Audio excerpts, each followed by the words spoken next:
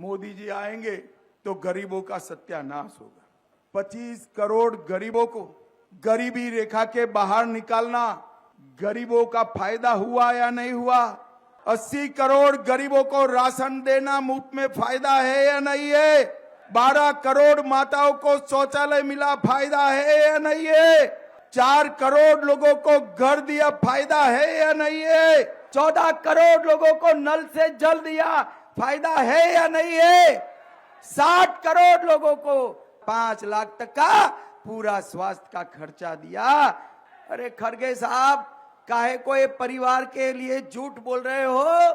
4 जून को हारने के बाद ठीकरा आप पर ही फूटने वाला है, आपको मालूम नहीं है। 4 जून को जैसे ही कांग्रेस हारेगी, ये भाई बहन सुरक्षित रहेंगे।